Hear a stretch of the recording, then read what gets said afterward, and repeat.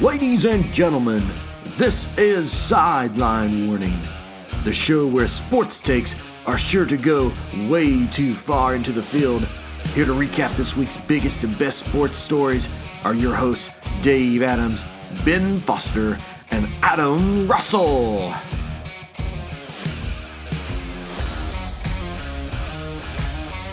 And welcome into Sideline Warning Week 24, everybody. Once again, this is your host, Dave Adams, alongside my co-host, Mr. Ben Foster, but you're not in Birmingham once again. What's going on? Well, I'm in Tuscaloosa County because I just wrapped up with the Alabama basketball banquet. So I got to see the members of the Alabama basketball team awarded. Got to say hey to my good pal Colin Sexton, and got to talk to a few of the different players tonight. So a good night seeing a team awarded and honored after a really good season. A really good season, huh? Yeah, a really good season, Dave. That's exactly what it was. Was it perchance called the Buckle Banquet or the Buckle Up Banquet or something like that? It was not, and they missed a real opportunity there. It should have been called the Buckle Up Banquet. Adam, I hadn't brought you in yet. You're not supposed to talk. My bad. Okay. How dare you, Adam? You've already heard his voice. He's from the House of Mouse. Adam Russell. So, Ben, why didn't they call it the Buckle Up Banquet or the Buckle Banquet or something like that? Oh, Adam, so nice of you to join the show. That's a great question. I think they missed a real opportunity there. They should have called it the Buckle Up Banquet. Well, let me ask you this, Ben. You know, you are the resident basketball guy on this show. Did you get some audio clips we can play, or maybe maybe some of one of the ball players coming on the show today, or what's going on? Well, no, Dave. I'm not a formal member of the media, so no, that didn't happen.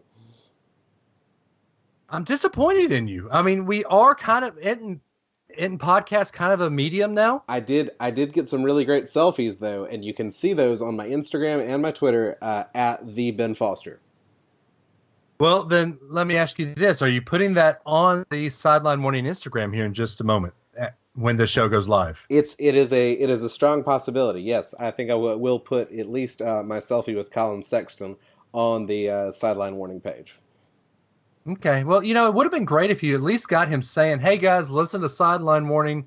This is a future lottery pick." He was in a hurry. He had to do his actual media interview, which I could not pull off, and then he had to go to study hall. And legitimately, no joke, he was headed to study hall.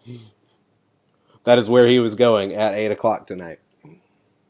Well, because he's not going to classes anymore because he's headed into the draft, so he doesn't care about that 4.0 GPA. He does care about that 4.0 GPA. He's still got exams to take, and that's why he's heading to study hall.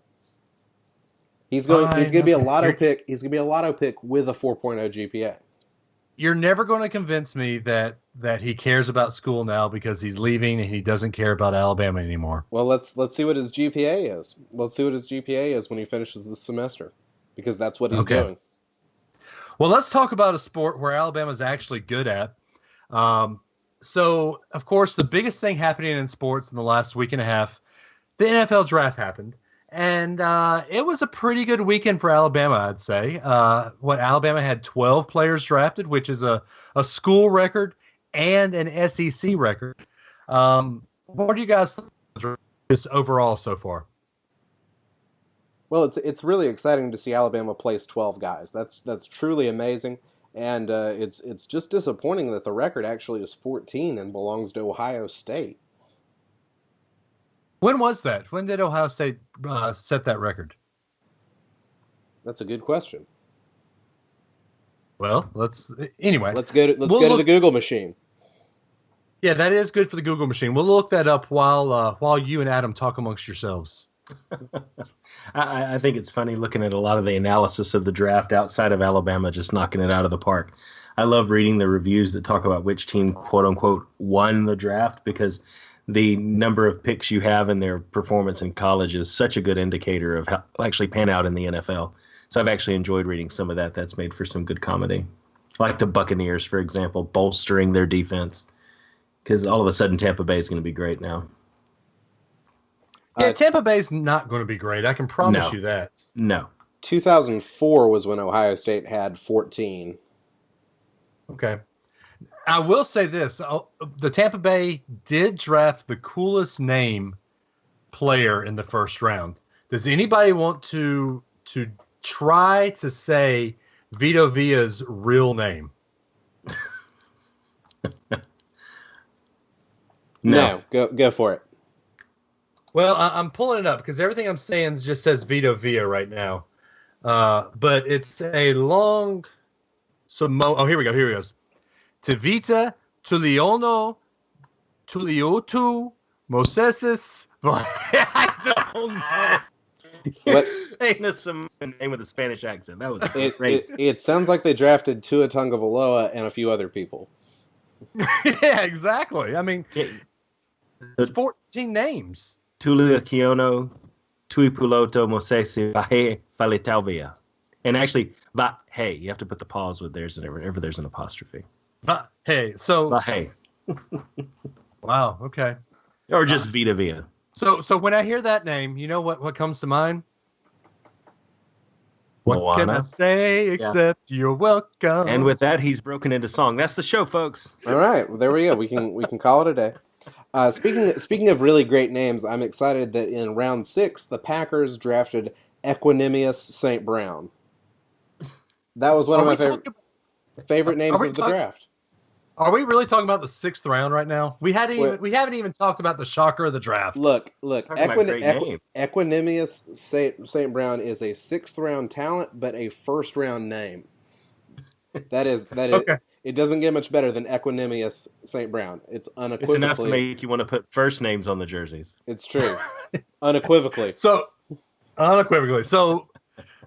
speaking of failures, which is what I'm sure Equanimous St. Brown will be, what are y'all's take on the Cleveland Browns basically drafting Johnny Manziel all over again? Yeah, that was going to be my take on that. Was Manziel 2.0. That's the long and short of it, in my opinion. Okay, yeah. Look. I get Baker Mayfield's got problems on and off the field. He's got personality issues. He's short. He scrambles like Johnny Manziel, but he is a much better passer than Johnny Manziel is. Okay, so let me ask you this. Go ahead, Adam, because I've got a big point here. I was just going to say, for all the talk that the NFL gives to, we don't want to have these problem people anymore. Our GMs want stability. They don't draft like it, man. They keep giving these cats a shot, man, and I am so tired of hearing that blah, blah, blah from the owners and the GMs that they don't want the drama and they want stability and players that don't show themselves to be untrustworthy off the field. Bull crap. You and I are along the same wavelength because I was actually about to get into that point. Josh Allen fell on draft day because of a tweet he made when he was 12 years old about kind of a racially insensitive word. And I don't even know what the tweet was. But everyone said Josh Allen was the guy until this tweet came out. Okay, let's get at least some of the facts right. He was 14 and 15 when the tweets came out, not 12. And it wasn't like a sort of racially insensitive word. It was the most racially insensitive word. Okay, it was bad. It was bad. It was the worst. Let's get the facts right. The worst. But who here among us at 15 or 16 would want our thoughts on social media read to the whole world right now? Yeah. I know I wouldn't. Nobody would want their teenage social media thoughts read. That's completely true. When I was 15 or 16, we didn't have social media. Well, me neither, Adam. Also, Josh Allen, for better or for worse, kind of passed the buck. He's like, yeah, I had friends that would steal my phone, and he's like, I'm not even 100% sure I ever was actually the person that tweeted that because it could have been one of my friends tweeting from it. Well, hey, it's a nice way to deflect, but also it's 100% believable because that's exactly what high school kids do. They steal each other's phones, they send weird text messages, they send weird posts, and they hack each other's social media accounts and post from other people's accounts. That is definitely something high school kids do, and so I really want to believe him that it's very possible some of those things weren't actually sent out by him. Yeah, there's a certain newscaster out there who's saying the same kind of thing about some post on their blog of, I can't believe that I would have ever actually written that. And it's like, well, whether you did or you didn't, I would take a kid who made bad decisions when they were 15, whether it was letting a friend have their phone or posting something like that, either way, than somebody who just a few months ago was on national television doing something that you could make an argument that is equally as bad or not. It doesn't matter. It's still a bad decision that's very recent. And I think it's a poor decision on the Browns' part. But hey, I have to say, it fits with the Browns' MO.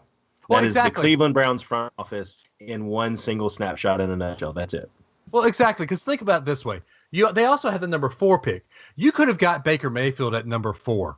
I know, I don't know for a fact, but if they had grabbed, I don't know, let's say they grabbed Bradley Chubb, defensive end, at number 1. New York probably would have gone Sam Darnold. The Jets probably would have picked Josh Allen. And boom, number 4, there you got Baker Mayfield if you're Froggy and want him there. I don't think the Browns needed to draft Baker Mayfield at number 1. Heck, I don't even think the Browns needed to draft him at number 4. I think Mayfield probably would have been there around number 10 or 11 if they wanted to drop back down. Yeah, it just didn't make sense because nothing made it seem like Baker Mayfield was the best quarterback in this draft. As far as body, as far as passing ability, as far as personality, there were so many strikes against Baker Mayfield, and yet he rose to the top for the Browns. It makes no sense. Well, I don't know about you guys, but looking at these quarterbacks drafted, I'm not wowed at any of these guys.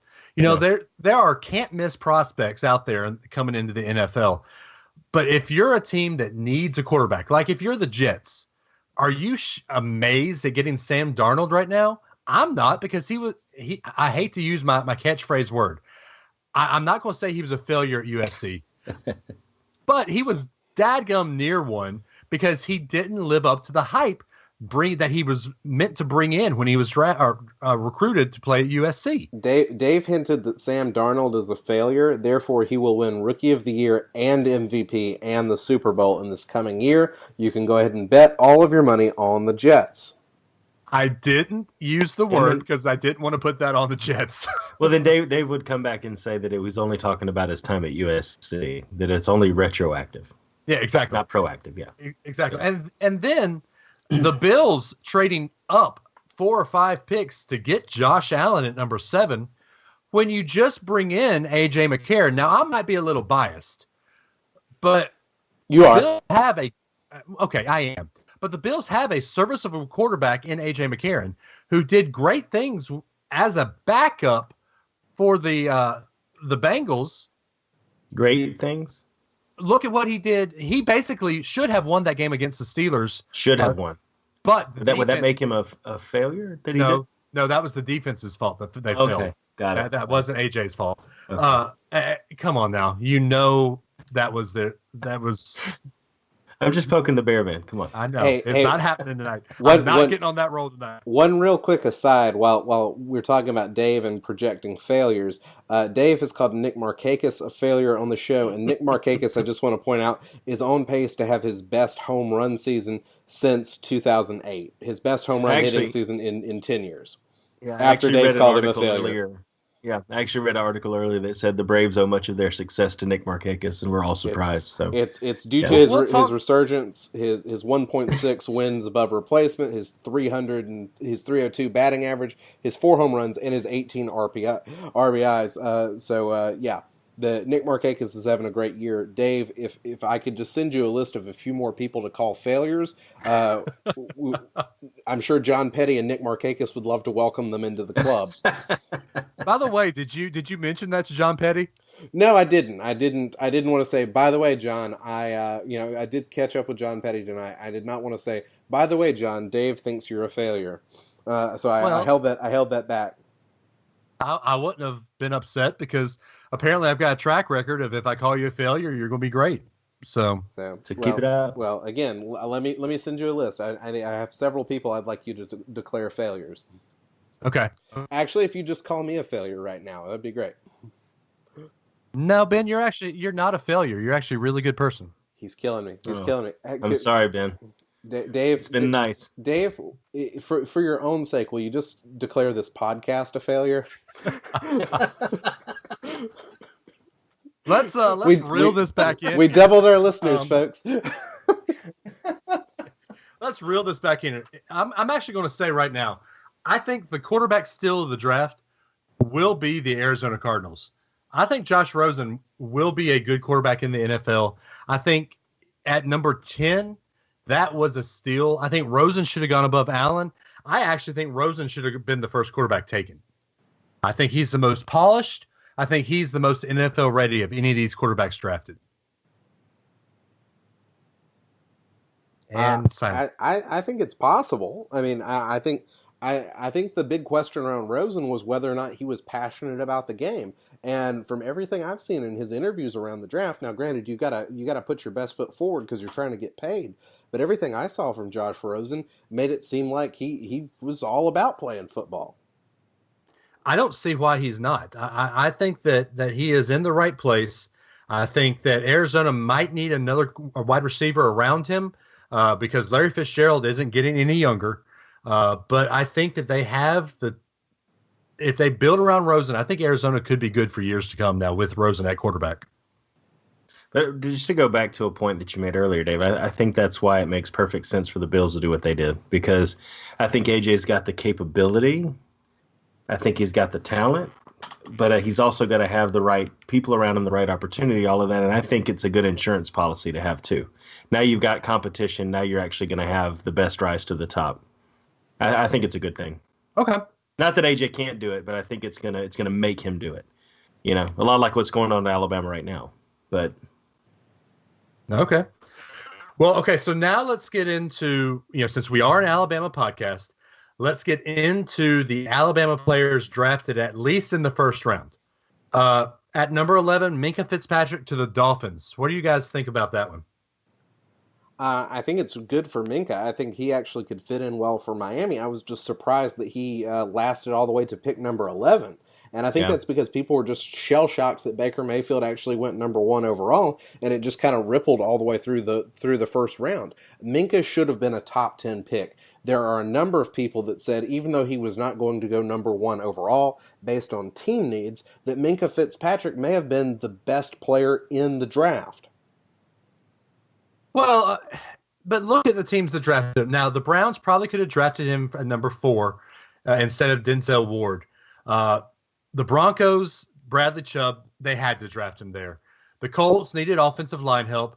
They grabbed an offensive guard. Josh Allen to the Bills. Roquan Smith to the Bears. You can't fault that. Mike McGillicuddy to the. I actually think Roquan Smith might be the best player in the draft when it's all said and done. Hands down. That's I had fans that were not Alabama fans that were texting me during the draft going, hey, Minkah's probably one of the better guys. And I said, no. Roquan Smith from Georgia is the best defensive player in the draft. Oh, yeah, easily. I don't – the only pick that makes sense to Minkah is where he landed. I think if he had gone earlier, it would have been at number 4 to the Browns. But who knows what the Browns front office is thinking, and I'm kind of glad they didn't pick an Alabama player. There were a lot of rumors about the 49ers taking him, and I really thought that was going to happen. Well, they need something to protect their quarterback of the future. I think that was a good pick as an offensive tackle. But anyway, moving on. Minkah to 11, that makes sense there at the Dolphins. But let's move on to a pick that really shocked me. Daron Payne getting drafted to the University of Alabama defense up north at Washington, D.C. at number 13. Daron Payne doesn't shock me that he got drafted, but the fact that he got drafted before Evans, before Ridley, before Harrison, before Deshaun Hand, I think that was the shocking pick to me that night. I'm excited. I'm excited for Daron Payne. I think that's going to be. I think that's going to be a great fit for him, being able to play with Jonathan Allen. Yeah, that's what I was going to say too. I think it makes sense because of them pairing together. Yeah, it makes sense, but I don't know. Before this season, we weren't even talking about Daron Payne as a top 2 or 3 round prospect. I mean, he's good, but I guess I take that for granted that he is that good. Well, I think his draft prospects really improved after he showed what kind of pass catcher he is in the Sugar Bowl. Oh gosh, big man touchdowns. You gotta love him. You gotta love him. There you go. Yeah, but so I think what Washington's trying to do is basically build an Alabama defense, because think about it. You got Jonathan Allen starting now. You got Ryan Anderson starting. I'm not for certain that Daron Payne will start yet, because I think Washington runs a 3-4, if I'm not mistaken. So I don't know. I don't know if they're looking for him to be a starter, but at number 13, you almost have to think they're drafting him to play next year. So I don't know. I think it'll be a good fit for Deron Payne there. It just shocked me that he went so early. Next is a pick that I love, Rashad Evans to my Tennessee Titans. I love this pick. And I actually heard, I was listening to a radio show here in Huntsville, the Tom Abraham show, interviewing somebody that was at the Titans camp the day before. And Derrick Henry went up to the general manager and said, "Hey, you're drafting Rashad if he's in our lap, aren't you?" And he just looked at him and said, "We'll see." Kind of gave him that wink, like, "Yeah, he's coming."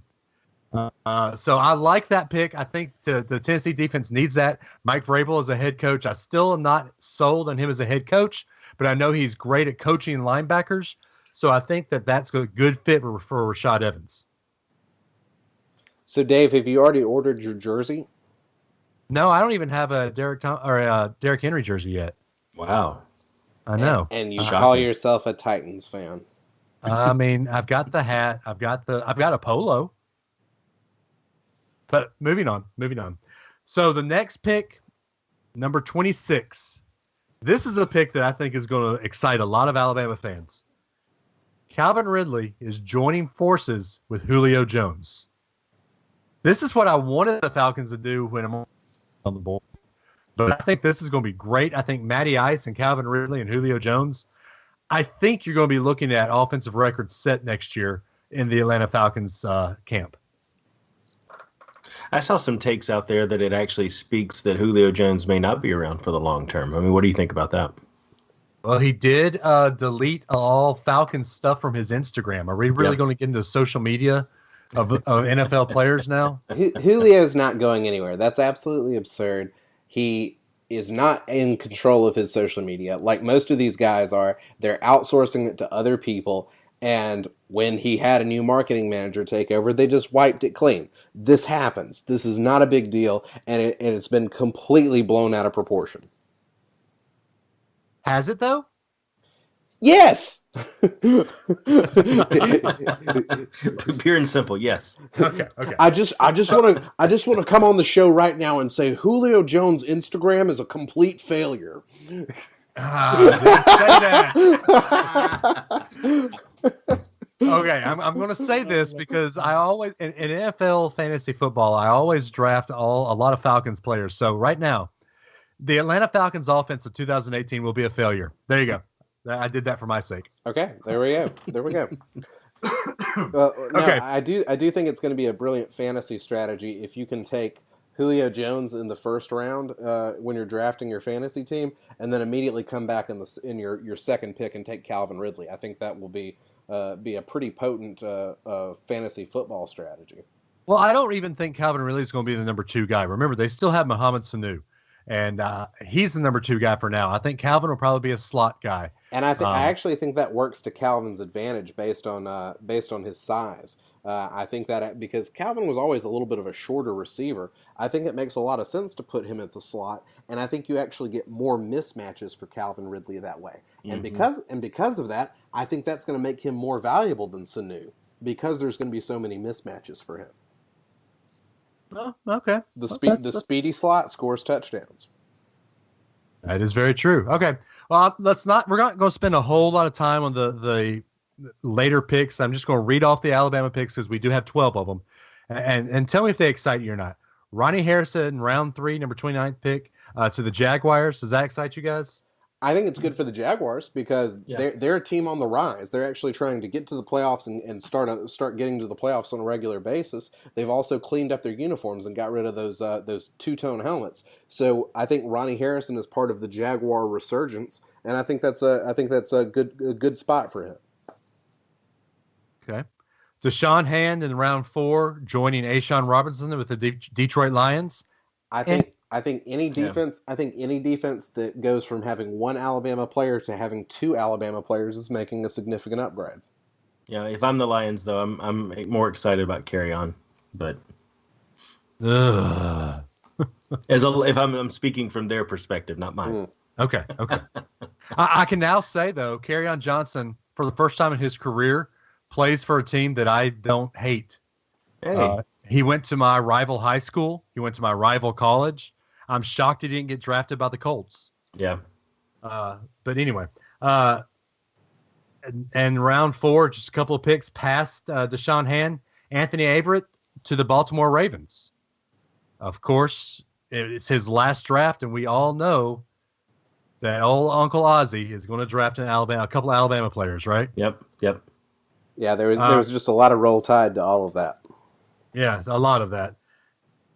Next pick in round 5, J.K. Scott to your Packers, Ben. I was so excited about that because he's going to be punting for the Pack for like 40 years because punters never die. And I was just I may have to go get a J.K. Scott jersey because it will be like an evergreen thing. Like you don't even want to get like any player's jersey because in the NFL because they could very easily not be there in just a couple of years. But a J.K. Scott jersey will last forever because he's gonna just punt. He's gonna punt for decades, and he's gonna like do his little horse prance out there on the field and punt. Hopefully, Aaron Rodgers is gonna be so good next season. J.K. Scott won't even be used that much, but when he is, I'm gonna be pretty fired up for it. So yes, that was the most exciting pick of the draft for me.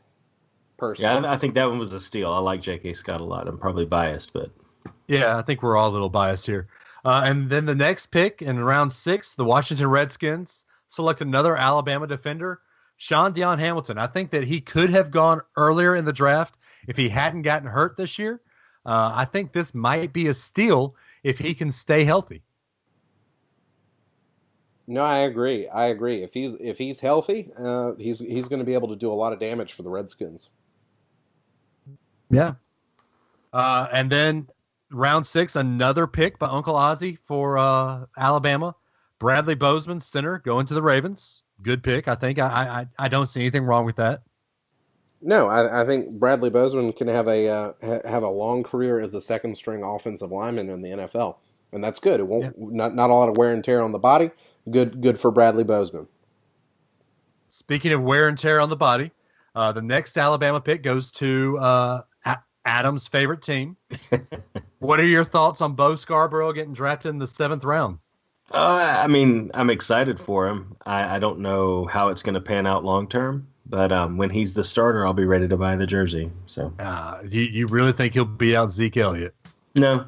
But I'm not buying a Zeke Elliott jersey. I've always thought with Bo Scarborough's build that he ought to be utilized more like a tight end than a running back. Yeah. And on pass catching plays, he can't catch. Yes, he can. Yes, he can. There were a number of plays where they dumped off passes to him, and he caught the ball fine. I think he's got pretty good hands, and I think with a little work, he could be a serviceable tight end, especially a blocking tight end. And I think the Cowboys ought to think about using him in that sort of capacity, especially now that Jason Witten seems to be bolting for a broadcast job. He hadn't made his decision final yet, has he? Talk about like a not great move. The Cowboys have taken care of Jason Witten for seemingly forever, and then he wants to let him know right after the draft he's leaving. Come on, you got to let your team know before the draft what you're going to do. Yeah, you're right. They need to know. They got to be able to draft a tight end. Yeah, well, there weren't very, very many good tight ends in this draft. All the more reason that they needed to know. Yeah, that's true. Okay, and then the last Alabama pick to the Pittsburgh Steelers, defensive tackle Joshua Frazier. I don't see Frazier, Scarborough, probably even Bozeman making the team. Yeah, I am completely shocked that Bo Scarborough got drafted and Tony Brown did not. Oh, that's right. But he got picked up by the Chargers, right? He signed free agent with the Chargers, which is fantastic for the Chargers because I think he's going to find a way to make the team. I think every team needs a crazy Tony, and I really hope that the Chargers see the need that he can fill for them. Yeah. But if I'm trying to find somebody to put on my team, I definitely want to go after somebody like Tony Brown before I go after somebody like Bo Scarborough. That's just, I know it's too complete. You could say apples and oranges. You're comparing a running back to a defensive back, but Tony Brown was much more impactful in games than Bo Scarborough was. I could agree with that. So I just think Tony Brown's a better value. I was shocked that he didn't. I knew he was going to go late. I just was shocked he didn't go at all. So that's true. Speaking of defensive backs, Ben, you put on the Twitter a stat that I kind of want to bring up and talk about here. What was that stat about defensive backs? The specific stat that I brought up, I am pulling up on the Twitter right now because I want to make sure I get it exactly right. The stat in question was a Twitter account called Pick Six Previews said called Alabama DBU, as in Defensive Back University, because Alabama has the most defensive backs drafted since 2010 with 16.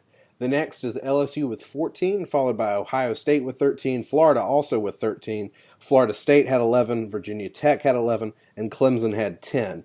But the leader since 2010 is Alabama with 16 defensive backs. Okay. It sure doesn't translate on the field, does it? No, it doesn't. And I want to pick your brain about this, Ben, because you have been on me all week on Twitter about this, saying that all week. I had one tweet. I retweeted this tweet from Pick Six Previews, and I called you out on it. So one tweet means I've been on you all week.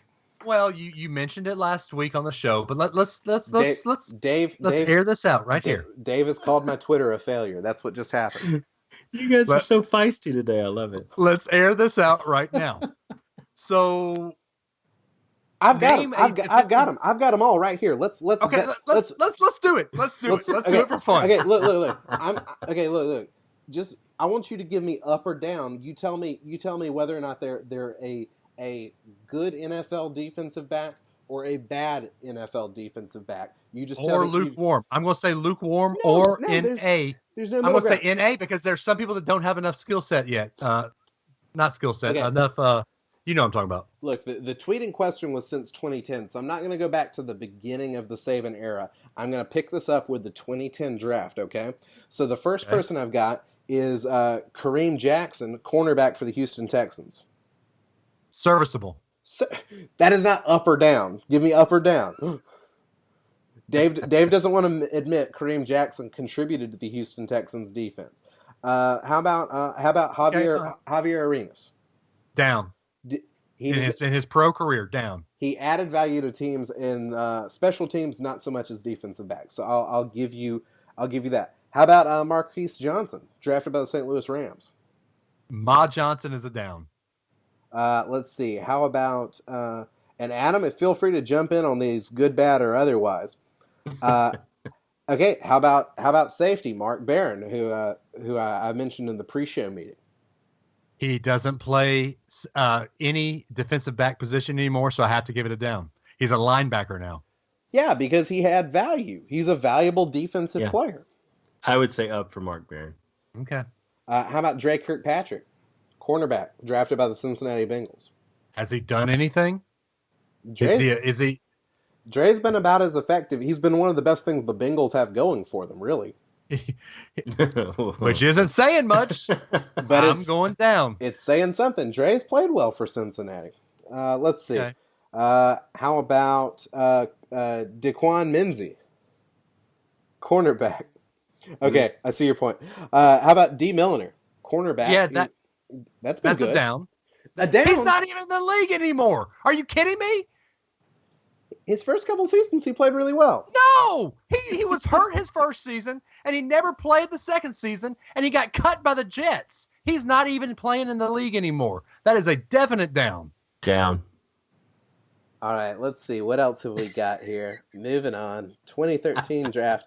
I don't think we had anybody in the 2013 draft. No. Oh, after D. Milliner. He was the one. All right, 2014. Who was?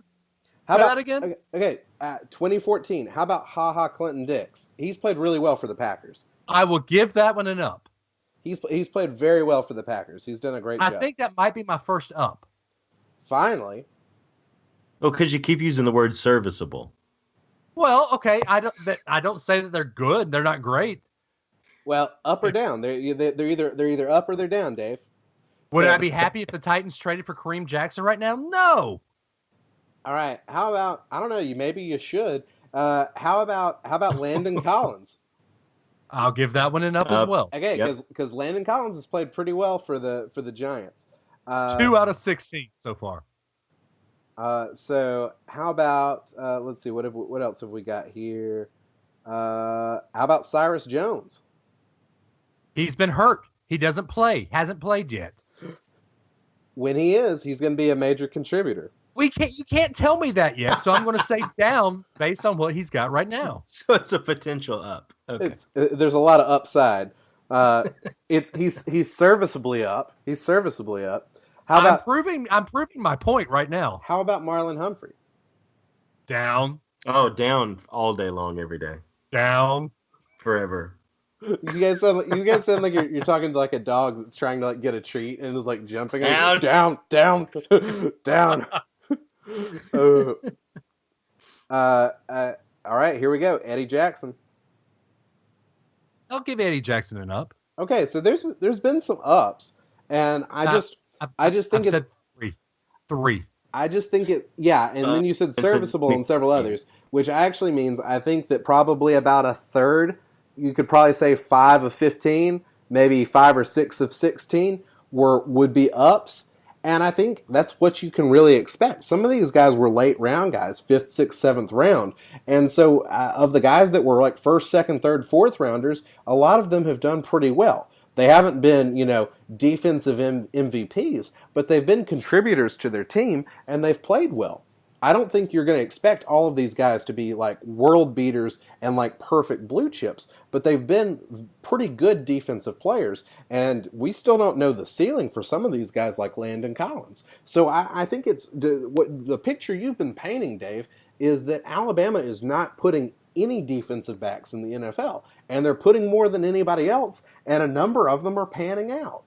No, the picture I've been painting is that they have been putting out defensive backs that are serviceable in the NFL, but not stars that they claim to be in college. I have been telling you ever since we've been doing this podcast, Alabama is lacking at defensive backs in college. Supposedly we recruit the best defensive backs to come to college, to Alabama, but they don't pan out to be the best defensive backs on the field. Yeah, I think it's fair to say that in the last 2 to 3 years, we've produced quality and quantity. But from 2010 to 2014, it was quantity but not quality. No, you can't tell me that, Adam. Marlon Humphrey was 2016. That was the only down you said after 2014, though. I'm just saying. Anthony Averett, if Alabama, when they were passing on Anthony Averett's side, were you happy about that? I wasn't happy when they were passing, period. Okay. Okay. Okay. Woosah. Take a breath. Just think, guys, we've got 125 days to football season now. Just one Alabama, unrelated Alabama note. Back to the quarterback debate before we wrap this up. I just wanted to say that I think the quarterback in this draft that's actually going to do the best over the course of his career, Mason Rudolph, Oklahoma State, drafted 76th overall by the Steelers.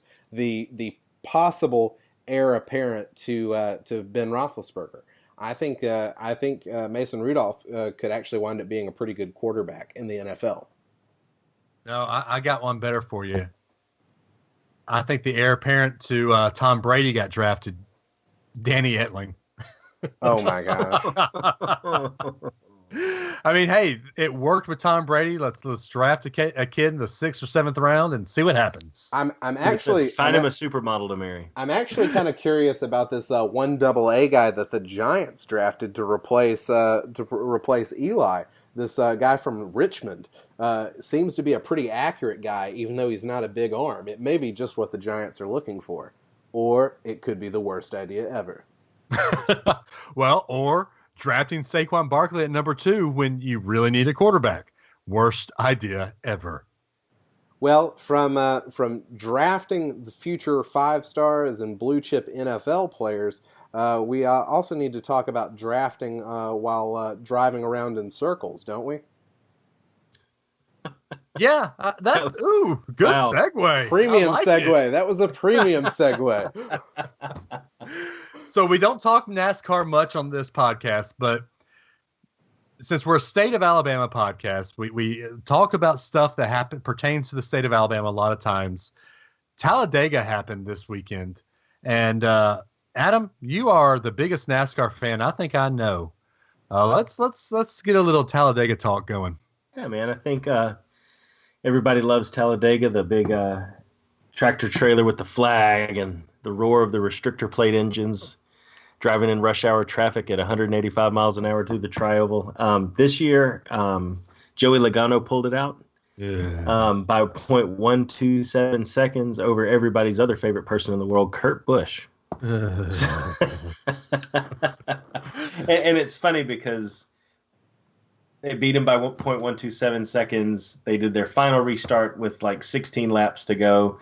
The big one happened on lap 166. It's basically the storybook of Talladega that they repeat year over year.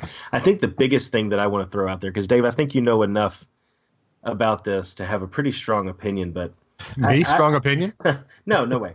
I can't. I don't know. I can't get excited about these names, man. I can't either. So here's the deal. I was brought into the sport because of Dale Sr. Everybody that I was raised to watch NASCAR by were huge Earnhardt fans. Dale Earnhardt died. I still remember my cable going. Yeah, I still remember my cable going out. Me driving from the University Commons to Patey Dorm at Adams TV to watch the aftermath of it. I'm not going to lie. I cried when Earnhardt died. That was crazy, man. That was crazy. Yeah, I still wonder why they haven't made a movie about that last race. It would be a perfect movie. Kix Brooks, you need to play Dale Sr. Anyway, so when Senior died, my allegiance transferred to Junior. Now Junior's retired. I don't really know who to root for anymore. Yeah. I mean, there's no huge names. Jeff Gordon's retired. Senior's retired. Mark Martin's retired. Mikey Waltrip's retired. Chase Elliott, Kevin Harvick, Ricky Stenhouse Jr. That just doesn't roll off the tongue. I hate Joey Logano. I hate Kurt Busch. I hate Kyle Busch. Jimmy Johnson's going to retire in the next 2 or 3 years. I don't see a NASCAR guy that I can root for right now. Yeah. Yeah, I agree. There's not anybody that has that history. And then you get a guy like Jimmy Johnson who's fallen, it seems like at least he's fallen into that same pattern that Jeff Gordon fell into probably the last good 3 or 4 years of his career, where he's just riding in the middle of the pack, not cleaning up the laps, not really trying to push anything, And I mean, if you look, you've got to pick between, because there's multiple aspects to NASCAR fandom, right, Dave? There's the driver. Right. There's the car they drive, and then there's the sponsor, right? And there's the number too. There's the number. Yeah, no one minded wearing a big 3 for Goodwrench, right? And Dale or the Intimidator and Dale Senior and all that just fit together. But you're going to root for the M&M's car? No. You're going to wear something that has M&M's on it? No, not at all. Are you going to root for Kevin Harvick, who has a different sponsor every 5 weeks? It feels like sometimes. Yeah, or a different number every couple of years. Was it Harvick? Or was it Keselowski that had the Busch car this week? It's Keselowski. Okay, that was cool. Yeah. Okay. You gonna wear beer stuff around, Dave? No, I can't. You gonna be that guy? You gonna be that guy? Now I did have a Budweiser hat. Well, that was Dale Jr., right? Yeah. But you're gonna wear it. You're gonna wear it for Keselowski? No, not at all. But then like Denny Hamlin, like that's someone I like watching Denny Hamlin race. But you're gonna wear purple FedEx stuff? No, you're not gonna put on purple FedEx stuff. And so it's kind of a disjointed thing where you love it enough to watch it, you love enough to go, because it's definitely something everybody ought to see in person one time, at least in their lifetime. It is amazing. But yeah, I just can't get passionate about it like I used to back in the day. Yeah, so. It used to be must-watch TV on Sundays. I'd go to church, I'd go out to lunch with my family, and then I'd come home, turn the TV on, and there's the race. Now, I might nap halfway through it, but that's kind of what you do when you watch NASCAR. Yeah. I don't even care if I might flip it on for the last couple laps because I don't have a driver to watch. I'm a man without a team, and it's not really fun to watch if you don't root for anybody. Yeah. And that's why, me personally, not only did he follow up behind Jeff, he's part of Hendrick, Chase Elliott. I'm rooting for him overall, mostly because of Bill, and it's at least he has a tie to the old days. Right. He has a tie to the glory days of NASCAR. And that's one reason I root for him. It's hard to find anybody else that has that kind of link to anything from the past. So yeah, and now even more, they're talking about bringing in the Chevy Camaro and the Ford Mustang. Those are muscle cars. That's not your everyday Taurus and Monte Carlo cars that everybody can buy. Yeah. I'm sorry, I don't want to see them racing muscle. I want to see them racing stock cars, quote unquote stock cars. Yeah. Well, and that's the thing too. You got the same week that Ford announced that they're not going to be any sedans in the next couple of years in the United States. They're discontinuing that. 7 of the top 6 finishers at Talladega were Fords. Right, exactly. And I think Ford's won the last 6 straight at Talladega. So yeah, I don't know. It's a tough one, man. Does Stenhouse drive a Ford? Oh gosh, I thought Stenhouse was because he won last year when we were there. I thought Stenhouse was a Chevy. It might have been this. Well, I don't know. I said Logano extended Ford's winning streak at Talladega to 6. Yeah. Okay, so Stenhouse drives a Ford. Yeah. Okay. Yep. That's all they can afford after Danica left. Anyway. Bend your nose, be quiet during our NASCAR talk. I'm just imagining going around in circles a lot. They don't go in circles all the time. Look, there is so much more to NASCAR than going around in circles. If you knew the physics of it, you would be enthralled by the sport. If you could actually sit and watch a 4-hour race and sit and watch it with me and Adam sometime. We're going to have to all get together. You're absolutely right. NASCAR really is about high science. It actually is. Oh, Adam, boy. Get it? Come on, Adam. That's another episode, guys. We don't have time. I've thrown a grenade right at our resident engineer, and he is ready to go. Ooh, man. When I took a public speaking class, I had a whole persuasive speech. That was my persuasive speech, was on that NASCAR really is something that you have to have an education to be a part of. But okay, you better go to a break, Dick. How'd you do in that class, Adam? I got an A+. Well, okay. Well, unlike this edition of the podcast, it seemed like Talladega did not have that many wrecks. Oh. There was only one big one. We've had several small ones. So yes, you are. Yeah, and the big one was caused by Jimmy Johnson, by what I've understood. That's it. So, I don't know, actually. Probably. Yeah. Well, I know he did spin thanks to that rookie that's on part of Hendrick too. Yeah, he did. So, William Byron, whatever his name is, driving the 24. Yeah, we'll blame William Jimmy Byron. Johnson. William Byron, I know you're listening to this podcast. You need to find a different number. I'll close it with that. Knows my thought. Anyway, so before we get into even more fights, let's take the two of you are asking for it, man. Let's take it to a break. We're going to talk about Braves baseball on the other side. What would you do to give the home run ball to Acuna if you caught the home run ball? We're going to talk about that on the other side of the break. So I want y'all to sit back, have a nice Coke, have a smile, and we'll see you guys here on the other side, here on Sideline.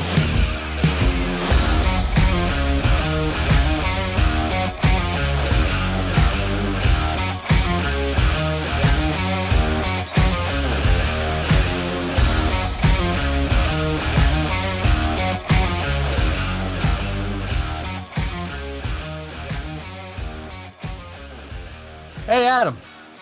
Hey, man, what's up? You ever want to get in and talk some geek stuff, even though we're predominantly a sports podcast? Oh, you have no idea. So I've got something that I think that we're going to try here in a couple weeks for some of our geeky listeners. What's that name that we've come up with? It's the Legends Show. Legends. That stands for something. That stands for something cool, doesn't it? The League of Extraordinarily Geeky and Excessively Nerdy Dads. Show. So there you have it. It's going to be me, Adam, and we brought in one of my friends from the BLT lunch break group and the pod cruise that I went on, Chris Papchek. We're all geeky guys who like to geek out about Disney. We're all dads, so we're geek out about what our kids do. Disney, Universal, movies, video games, whatever have you. If you want to have a place where you can talk about anything and listen to anything about movies, Disney, whatever have it, we're going to do it. Listen to iTunes, Google, wherever you can find podcasts. Be listening for the Legends Show with Adam, Chris, and Dave. So when you're ready for that, sit back and get ready for more Sideline Warning right after this break. We'll see y'all here in just a minute.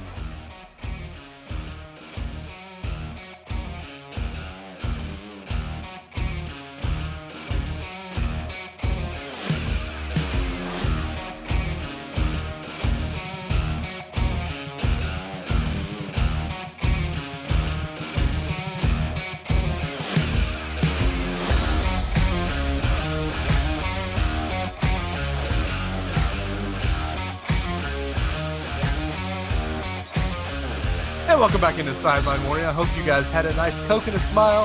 Hope you're all as well rested as we are coming back from that break. And now it's time for our weekly Atlanta Braves baseball talk. Since we've talked last, the Braves have brought up Ronald Acuna. They have been on a tear as of late. The Braves now have the two youngest players in Major League Baseball, Ronald Acuna and Ozzie Albies. And there is talk that Mike Soroka will be coming up, which means the Braves would have the three youngest players in the Major League Baseball. But that's all future stuff, all well and good. But let's talk about what the Braves have done all since bringing up Acuna, guys. What are your thoughts on the Braves in the last week? I like the way the broadcasters put it before the Phillies game yesterday. They were talking about how the big change in the lineup, and that was all the rage for the pregame. And everybody had a lot of thoughts about that, but it was nice at least to see the Braves have quote-unquote options to where they could move people around in the order. And I think they were successful yesterday. I think it's great to see what they did. And after the Phillies lost tonight, while we're recording, the Braves are now in sole ownership of second place in the East. And not far out from first place, and the Braves actually play the Mets in a 3-game set coming up. Yeah, game and a half back. It's very possible the Braves could be in first place before our next podcast.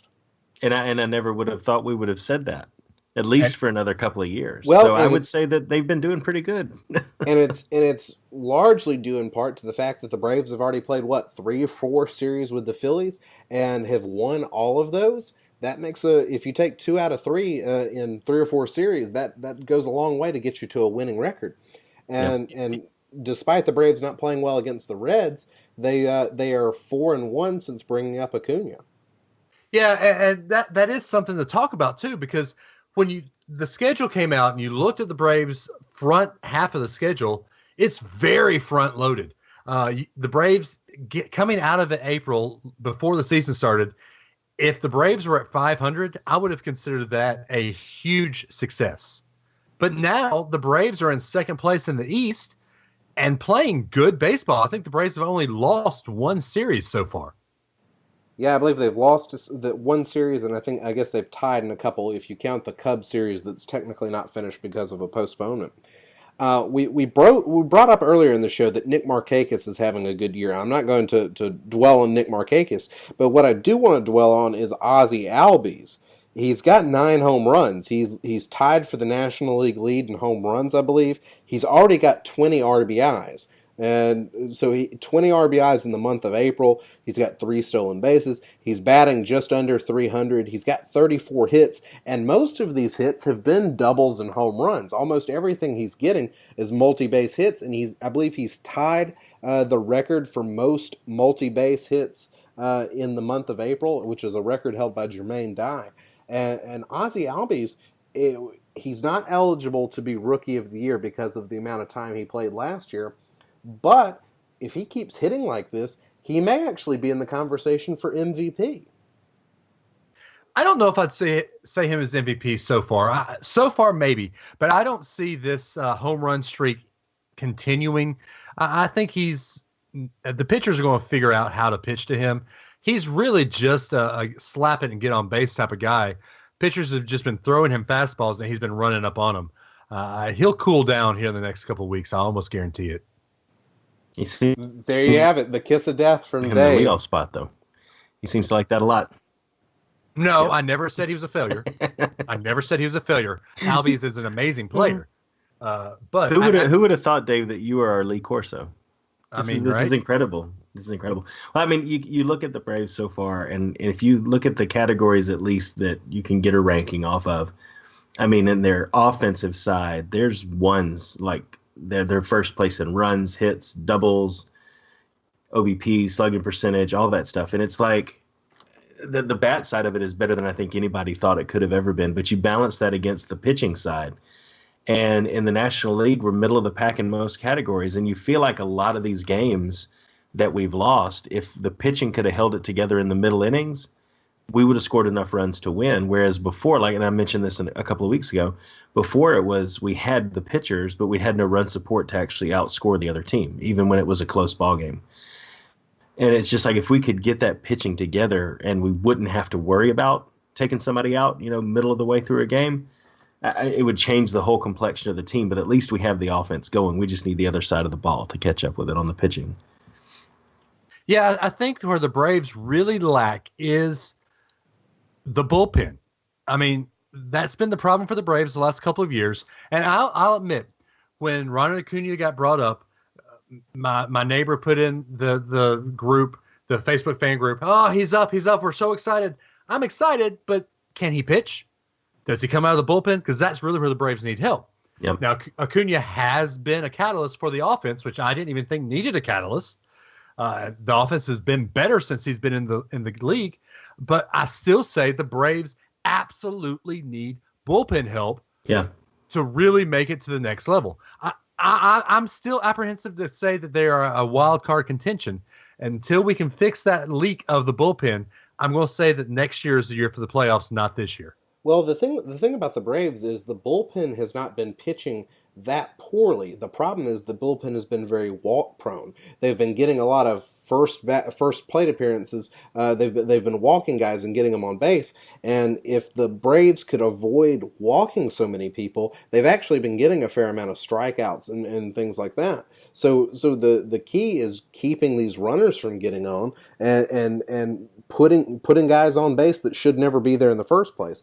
I think if the bullpen could shore that up and just throw a few more strikes, I actually think the talent is there to be a pretty decent bullpen.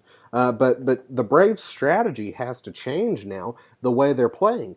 The month of May, when you look at the Braves' schedule, they've got another series with the Mets. After this one, they've got another series with the Phillies. They've got a couple of series with the Marlins. They also play the Red Sox, and they play Tampa Bay. There are some lower-level teams that if the Braves can really capitalize on them and also beat the Mets and the Phillies in such a way that they get a little space there, the Braves could actually finish May in the driver's seat in the East. And that changes the whole strategy for the Braves because they have to start looking at being buyers instead of sellers, where you might have said, we're just going to ride things out and play for next year. The Braves could be solidly in first place by the end of May, and they've got to go trade and make trades to get the bullpen shored up at that point because the bats will be there. The starting pitching will be good enough.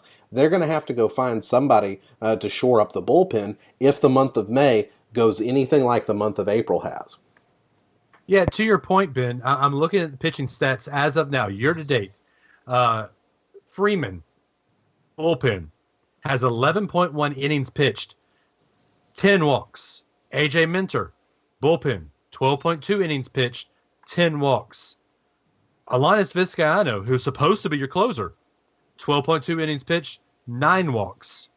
So it's not a good thing when you have almost 1-to-1 innings pitched and walks. And it's really a situation where the statistics kind of betray how the bullpen's played. When those walks aren't occurring, the bullpen's doing pretty well. But the problem is these guys on base, somebody gets a double and then a run scores, and that's what's killing these guys' ERA is the runners they're putting on base before they give up the hits that are here or there. They're not getting shelled. They're just putting too many guys on base in the first place. Yeah, it's basically they're losing it with old-fashioned baseball. Get them on, get them in. Yeah, there's too many guys that are getting in. Speaking of getting in, I want to talk about something that happened in Ronald Acuna's second game against the Reds, and a guy got into the game to go see Ronald Acuna, and it just happened to make for a pretty impressive day. There's a Braves fan. His name is Joe Webster, and he drove from Atlanta to Cincinnati because I didn't realize this. I didn't study the map close enough. Cincinnati is actually the closest ballpark to Atlanta. Who I wouldn't have guessed that. So he drove overnight to Cincinnati because he wanted to go to a game at Cincinnati, and it happened to be Acuna's first or second game, and he said, "Hey, this is great. We'll get to see Acuna starting out." The guy is this guy Joe Webster is such a big baseball fan. He studied Ronald Acuna's home run spray chart from the minor leagues and figured out that Acuna was most likely to hit the ball to left center field. So he, sure enough, gets tickets in left center field at the Great American Ballpark, and Acuna hits the home run ball straight to this guy. Now, granted, there's not a lot of fans in Cincinnati, so the guy had plenty of space. He was able to clear people out, block and tackle, and he got to the ball pretty easily. But as soon as he catches the ball, he just tears off running. He just goes running through the stands. I got the ball. And he actually reached out to the team. He got the ball. He knew it was something historic and important to Acuna. And so he managed to meet with the team and go get the ball back to Ronald Acuna. And he basically said, "Hey, I don't want to keep the ball, but I do want to trade it back to you guys for some time to hang out with Ronald Acuna." So he got to meet Acuna, do a little photo op with him, and do some things like that. Which bears the question: if you catch a historic home run ball like Acuna's first home run, what would you trade it for? What are we talking? Monetary funds? Are we talking sports memorabilia? What are we talking? What would you trade it for? Okay. First off, spending time with a kid who can't speak English, not exciting. Not exciting to me. I mean, yeah, I got a photo op. Cool. But if I'm going to trade it for anything, get me let's see. The team president is John Sherholtz. You have Hank Aaron in the front office. Get me a signed baseball of the 1995 team, and then you can have the Ronald Acuna home run ball. Wow. Dave's living in the past. He wants the 95 ball, which I'm sure they actually have a few of those around. They've got some balls that are autographed by the 95 team. So that seems like a doable thing, right? Yeah. Yeah. I agree with Dave's approach because I feel like and again there may have been some negotiation, but I feel like any good negotiation you have to start at your furthest point and then work your way back towards spending time with Acuna and taking a couple of pictures. I mean, I can understand the long game. If he got an autograph and some pictures and stuff, he'll probably cherish that until he doesn't cherish it anymore and then make some money off of it if Acuna makes it big. But I mean, I would have started somewhere along the lines of season tickets in a box or something like that. And then if you make me work my way back and you're just not going to do it, then we'll figure out something else. But I would have started more something like instead of a thing or just a meeting with him there, I would have done something that would have had value over the next, 15, 20 years, something like season tickets. How about Ronald Acuna's firstborn? You just have like not to actually claim his child, but just have him name his firstborn child after you, the guy that caught the home run ball. Yeah, that's a little bit much. That's a little much. No, not too much. Well, Dave, you wanted to go back to 1995. What I want to do is go to the future. There's a lot of optimism with Acuna and Albies and these guys that are coming up with the Braves, that this could be World Series caliber talent here in just a few short seasons. So I would want to look to the future and say, look, I'm going to trade the ball, but I would love it if you guys would remember me when the team gets to the World Series, and I don't know, maybe let me come throw out the first pitch at a World Series game, and maybe throw out the ball that was Acuna's first home run. Or maybe just nice. Hook me up with World Series tickets, but maybe like dub me like a super fan in the World Series and let me come fire up the crowd in Atlanta. Let me throw out the first pitch. That'd be a pretty cool thing. Hey, There you Ben, go. what was it that you said that you wanted the Braves to do in the future? Win the World Series? No. It was 2 words, started with an R. You're ruining my joke here. You said, remember me? Yes, I'd like the Braves to remember me in the future. Remember me, though we have to say goodbye. Remember Ah. me. I'm the guy that caught the fly. See, there you go. Ben hasn't seen Coco, so he didn't get that joke. Just remember, I was the man who caught his first home run. Remember me. Oh, my So God. There you go. So This is for Adam's friend. Dave would trade the ball to be able to sing at a Braves game. You know what, Dave? That's a good one. The national anthem at a World That's- Series game. that's That's not your bad. that's your bag right there, man. That's what I would do right there. I would sing at the national anthem. I would not want to sing "God Bless America" because the tenor they've got doing that's amazing. Timothy Either that, Miller, or how about he's take me amazing. out to the ball game? Yeah. What was that, Ben? Timothy Miller is the tenor that sings, and he's outstanding. He is awesome. If you haven't been to a Braves game to see that, the 7th inning stretch, it's amazing. You need to go see that. So Yeah. you know what? It's kind of halfway between Alabama and Orlando. We should all do a Braves meetup. There we go. Yeah, That's not a bad idea, actually. down with it. We can Okay. do a foul line warning. Foul line warning. I wonder if the Braves would let us record live there in the Battery. It never hurts to ask. Braves make this happen. All right. Adam, you are the best at emailing and getting responses from people. So I'm going to put you on that. Hey, I'm making a note right now. Hang on. Send Okay. email to. Okay, go. There we go. All right. Got it. Okay. So there you go. There's our Braves talk. That's what we would do to if we caught Ronald Acuna's ball. And now I think we have some stuff to pick this week. We do. Ben? We do. Okay. There's two things we're going to pick. One, the Braves are about to start a big series with the Mets, so I want you to pick who wins the series and how many games. So go ahead and tell me how you think this 3-game series with the Mets is going to go. Go ahead, Adam. I think the pitching's going to catch up with us. I think we'll take 1 out of 3. Yeah, I'm agreeing with you. I'm sitting here trying to pull up who the Braves. So tomorrow, or y'all are listening to the show today, who is 2-0. The Braves go against DeGrom, and then the Braves go against Vargas. Syndergaard hasn't lost a game. DeGrom hasn't lost a game. Tehran, and they're playing at home. I'm agreeing with you, Adam. 1 and 3, or 1 out of 3. Well, one of the things to keep in mind is that Cespedes has actually injured his thumb, and he's going to probably miss the first 2 games of the series. Taking that big bat out of the lineup may be a little helpful. The Mets have struggled in some of their last games scoring runs, so I actually think if Cespedes is out of the lineup, that makes them even more ineffective. So maybe if the Braves starting pitching can hold serve for a little bit, the Braves can score enough runs to get in a position to win the game. So I like the Braves to take 2 out of 3 in the series, probably the first 2 of the 3 while Cespedes is out.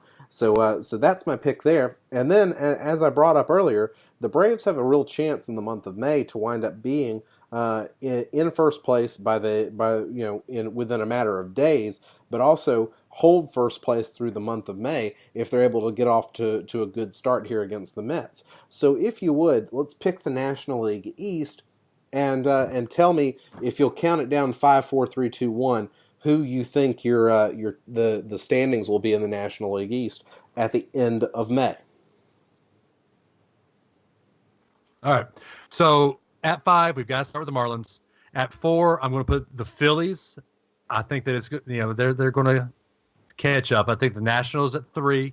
I'm going to put the Braves at 2 and the Mets at 1. I still don't think that the Braves are as good as they're playing right now, but I think they're going to be okay to tread water and be second in the end of May.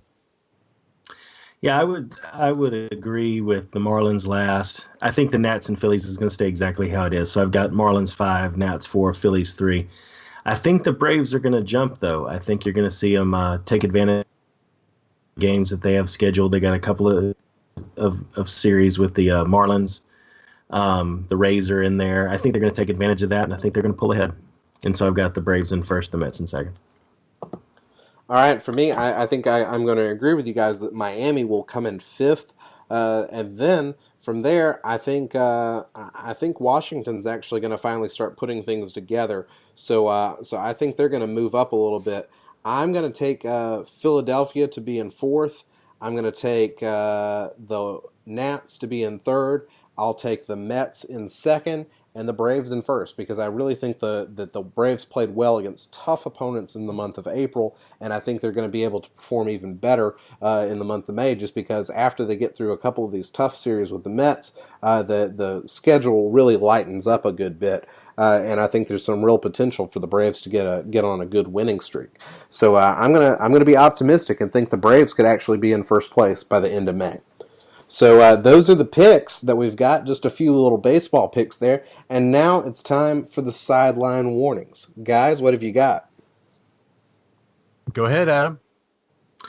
Yeah, I'm going to call an audible. I know we talked it in pre-show. I'm actually going to call an audible, and I'm going to do a sideline warning, just in general. And it's going to be a really quick, brief, passionate rant about sports that fiddle with the rules. And I know we talked, I think it was last week, wasn't it, or the week before, about the kickoff rule change. Yeah, in college the Disney football. Show. That was the Disney show. So the kickoff rule change in jock bowling or pigskin fiesta football, whatever you call it, and they do those types of things in the name of safety. And the reason that I'm bringing it up is because we talk Talladega. When you talk, or you can't talk NASCAR without some kind of rule change, whether it be aero packages or Hans devices or stages or point systems or playoffs or restrictor plates, or pick one, right? And so I just, when I think about Talladega, when I think about Daytona, I think about the fact that you put something on the engine to restrict it in the name of safety, but then you build all of these things around the car to make it safe when the big one happens. I would love to return to the days when you had Bill Elliott breaking 200 miles per hour on a qualifying lap. You actually had some space between these cars, and they had to push themselves, and it wasn't about who drafted with you. It was more about how willing you were to push the limits car of yourself and what you felt comfortable with to actually try to win a race. So whether it's, kickoffs in college football or those types of things in NASCAR, just sports that start filling with these rules and start making all these changes. Sometimes they pan out, sometimes they don't. But I think just let the sport be the sport, let the competition be the competition, and let the guys down there play. And if there's something that's obvious that needs to change, like a Hans device, for example, I'm totally behind that in NASCAR.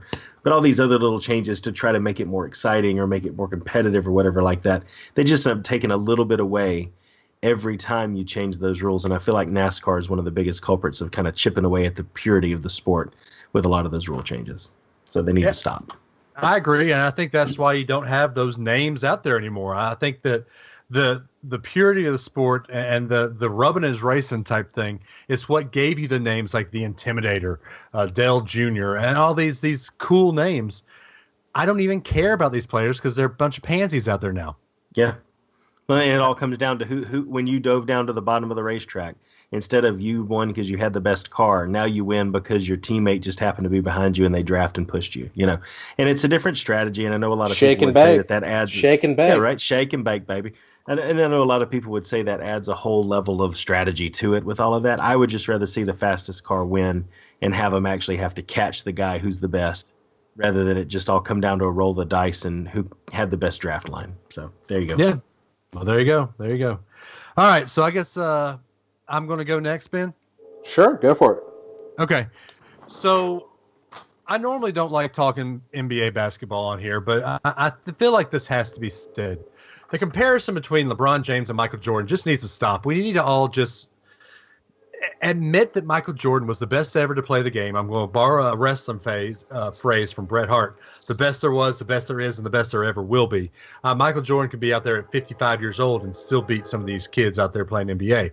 But one Charles Oakley, who used to play with Michael Jordan from the 85 to 88 seasons, never won anything, let out a tweet yesterday after LeBron basically went off and won the game and the series for Cleveland over Indiana. Basically, vaguely stating that LeBron is the best to ever play the game. He says, and I quote, "No player in the history of the game has put together the body of work LeBron has." So he basically insinuated that LeBron is the best to play the game. I'm sorry, Charles Oakley. I'm going to use my line. You were a failure in the NBA. You're a failure as a has-been. You were kicked out of the Knicks, basically franchise, when you talk bad about Phil Jackson.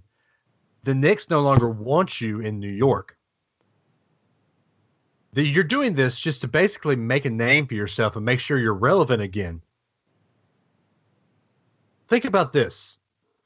Michael Jordan has 6 rings. If he didn't retire for that year and a half, we could be talking about Michael Jordan having 8 rings. Michael Jordan could do anything with a basketball. LeBron James needs a team around him. I'm sorry. LeBron James is a great player. He's a great player in this era of NBA basketball. But LeBron James, one-on-one against Michael Jordan in his prime, no contest. Michael Jordan would win 99.99999 times out of 100. Well, two things. Okay. Sorry, go ahead. No, I was just going to say, you look at LeBron's game that he just had, and the time that he set out because of cramping. I'll get to why that's a sissy move in a second, but he stepped out due to cramping, right?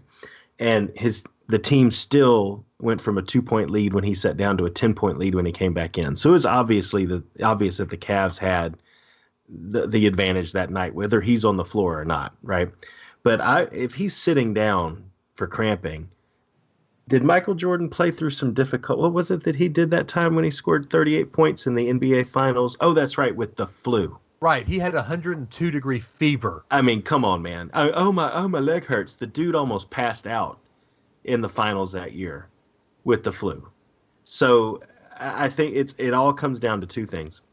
It comes down to the ESPN highlight culture that we have today that they have. It's just like Tiger Woods, right? Even when Tiger was starting to decline, he was still put up there as the greatest all time because he's what drove the ratings. The only reason everybody puts LeBron up there is because he's what drives the ratings. Probably the same thing when Jordan was there too.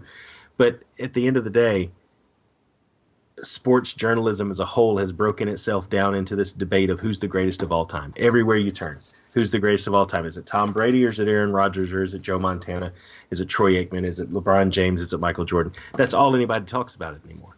And if you're only going to say that there's 2 people in that pool who are playing in drastically different decades and you got to pick one, you're going to split it either way. But you can't say that the body of work is greater than what Jordan did. Not when he didn't sit down for most of that game when he had the flu. LeBron's sitting down, even though he's mouthing to his family, "I'm playing the whole game. I'm going to play the whole game." I mean, the dude sat down because he was cramping. Get over yourself. I mean, I didn't even quit running when I had a cramp doing a half marathon. Amen. But there you go. See, you're even better than LeBron James. There you go. Dave Adams is better than LeBron James. You heard it here first. Failure at being able to fight through cramping. He's a failure at it. Trademark Dave Adams. Adam Russell, you will receive a cease and desist in the mail here shortly. already sent my royalty check. Okay, good. No, all right, Ben. No one's trademarked failure like Dave Adams. Oh. I love it.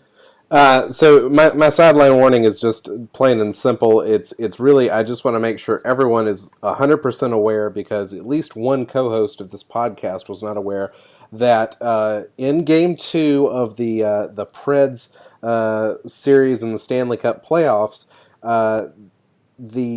there's always the Nashville Predators, for their home games, do a lot to get people fired up.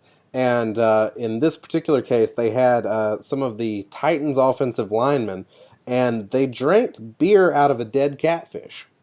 They apparently had beer inside the catfish and drank it out of the catfish, and then they poured more beer on the catfish, and it fell into the mouth of one Taylor Lewan, I believe is how you pronounce the last name.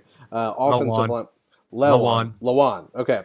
So offensive lineman for the Titans, and I just got to say, Dave, are you not responsible for your offensive lineman? What are you doing? What are you doing with the Titans? So here's the deal. Do you know the story about the catfish? No, I know why the catfish is important. I just don't know why it's necessary to drink a beer off of a dead catfish. Because the city of Nashville has gotten behind the Preds, the Titans, the Preds, all of the professional leagues, all the singers, everybody is hugely behind the Preds. And what do you do to rile up your fans? And you hold a catfish and you drink a beer out of its mouth. No, I'm okay with it. Look, you're supposed to. I'll allow it. You're supposed to throw the catfish on the ice. You're not supposed to drink a beer out of it. It's not a koozie. It's not a beer bong. It's not a beer luge. It's a giant catfish. You throw it on the ice and you let people pick it up. And then you go, look at the catfish we threw on the ice. You're not supposed to drink a beer out of it. It's not a Frosty mug. You're not shooting the boot here. This is absolutely absurd. And look, but you know what? If it gets the crowd fired up, maybe I should be okay with it. I just wanted to make sure everybody was aware of it, because you really shouldn't crack open a beer this week without being able to discuss this. I will bring this up. Remember, it's the state of Tennessee. And remember, a couple years ago, the University of Tennessee had an issue with drinking a beer from a different orifice on a fraternity's body. I don't even want to think about that. We've got a whole fishy situation here we've got to deal with before anything else. So you want to talk about butt chugging? Well, I'm just saying, you know, do what you need to celebrate your team responsibly, and but you know, leave the catfish chugging to the professionals. I think it's going to start a trend. I can't wait to see the next guy who wins the Bassmaster Classic. Oh, there you go. I think it should be a new thing. You win the Daytona 500, go grab. I do think it's a huge marketing opportunity. I think they really should start selling catfish koozies. It'll be a giveaway next year. You can stick a beer inside like a rubber catfish or something that has a tail on it. You could never set it on a table because it would just flop over. But you would still like have a catfish that you drink out of, just not a real one. Tennessee, we love you. Yeah. No, we don't. I love your whiskey, but that's about all I love. And your Titans, and my aunt that lives in Chattanooga, and the Preds, because we're supporting Southern hockey, and it's absolutely critical they beat the Winnipeg Jets because they are the former Atlanta Thrashers. So if the Winnipeg Jets are too good to be Southern hockey, we've got to support the South's best hockey team and encourage the Preds to win the series. Well, there you go. I have some dear friends that live in the state of Tennessee, so I can't say I hate the whole state. But anyway, so there is your show. Adam, if they have something that they want to talk about and they are wanting to yell at somebody, what's that phone number they can call? It's 931-44-BLITZ, and we're really looking forward to playing a call on next week's show. So call it right now and holler at us. Tell us what you're passionate about, what you want to talk about. We'll play it on the show, and we'll give you our take on it. And we know that I can get passionate about things. We know that Ben can get passionate and riled up about things. So let's hear what you're passionate about. Yeah, you. Yeah, you. Let's hear what you, the fans, are passionate about and get riled up about. Let's see if you can get either myself or Ben, or let's even try to get Adam riled up about something. I think we figured out if you want to get me riled up, say that NASCAR doesn't have physics involved in it. That was pretty close. We were close this week. We were close. It's got physics and governor plates and Hans. Oh, Hans. So anyway, if you want to tweet the show, we're on Twitter at SW the show. You can tweet myself at DAdams419. Tweet Ben at the Ben Foster. Tweet Adam at RunTideRun. You can find us on Instagram, SW the show. Find us on Facebook. We're in the Facebook fan group, Sideline Warning Facebook fan group. If you feel froggy, you can email the show, sidelinewarningpodcast@gmail.com. Please, please, please, please, please subscribe to the show on iTunes.